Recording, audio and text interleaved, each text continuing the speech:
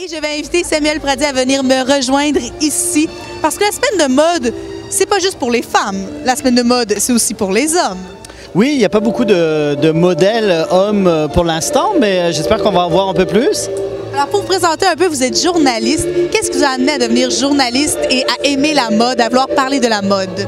Moi, en fait, j'ai commencé en France. J'ai travaillé pour un magazine de mode qui s'appelle Angelines en France, qui est de la mode haut de gamme. Donc, quand je suis arrivé ici, j'ai été un petit peu dans le milieu, puis on m'a proposé de couvrir la semaine de la mode. Donc, comment vous trouvez la mode en France comparativement à celle au Québec?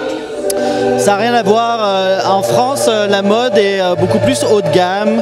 C'est des grosses compagnies qui ont beaucoup d'argent, qui font des défilés souvent, qui sont des spectacles en eux-mêmes. Ici, la mode est peut-être plus proche des gens. Parce qu'elle est plus accessible, même si ça reste quand même des prix assez élevés, mais elle est plus accessible que si on va chez Chanel ou Dior ou des choses comme ça. Avez-vous des designers québécois chouchous? Moi, j'aime beaucoup Duy. Je trouve que ce qu'il a fait, ce qu'il a montré aujourd'hui était vraiment magnifique. J'aime beaucoup Marie Saint-Pierre parce que ça reste un classique, c'est rassurant.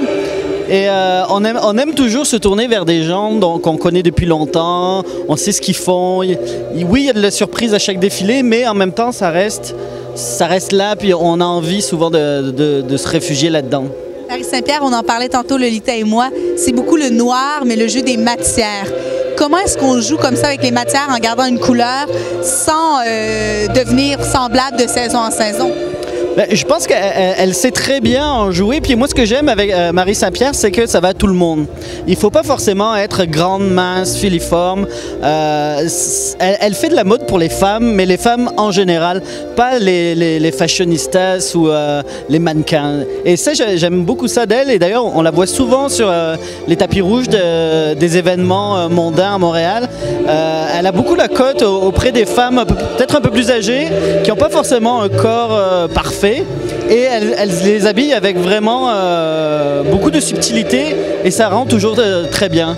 En tant que journaliste mode, là je sais qu'on présente les collections de l'automne-hiver, mais qu'est-ce qui s'en vient pour nous là à nos portes, printemps-été? Qu'est-ce qu'on porte cet été à Montréal? Je ne saurais pas trop vous dire pour l'instant. Je sais pas si vous, j'imagine que vous avez assisté au défilé de septembre. Il y avait beaucoup de belles choses. Il faudrait que je revoie mes notes là. Vous me prenez au dépourvu.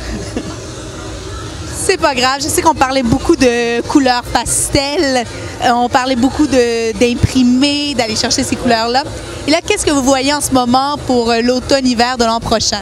Moi, j'ai vu tous les défilés depuis le début de la journée.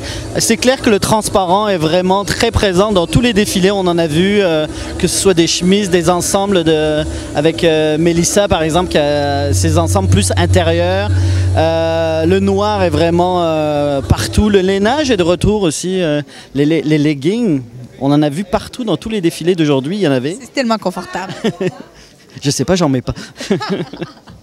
Les hommes portent maintenant le talon haut, pourquoi pas le legging? Tout à fait. J'ai bien aimé l'originalité de Duy, justement, de faire défiler un mannequin homme au milieu. Je trouve que c'est audacieux, c'est rigolo, c'était bien. En tant qu'homme, est-ce que vous osez côté mode ou vous êtes plus conservateur? Non, moi je serais plutôt conservateur. Je trouve que souvent ça se démarque trop. On n'est pas au niveau de la mode homme contemporaine, on va dire. Souvent, c'est déstructuré, etc. Moi, j'essaie plutôt de me fondre en tant que journaliste. Je suis là pour observer, pas pour me faire remarquer. Mais j'aime beaucoup, moi, Paul Smith. C'est vraiment mon designer préféré côté homme. On va continuer à vous suivre.